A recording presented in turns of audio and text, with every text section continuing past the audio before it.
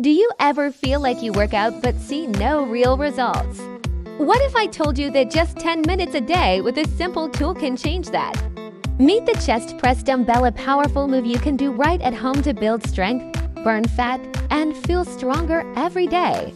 Here is the deal. Dumbbells are tiny but mighty.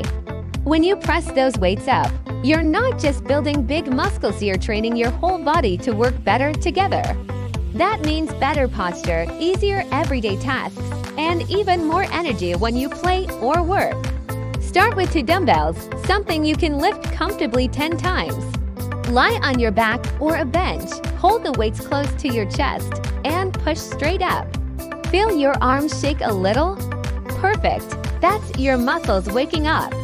Do this in sets of 10, 2 or 3 times through, and you don't need no fancy machines, no endless hours. What makes the chest press dumbbell so great is how efficient it is. It blasts calories while building muscle, helping melt fat faster than you think. Plus, it strengthens your arms and chest, so everything you do, lifting, reaching, even carrying gross serious, gets easier.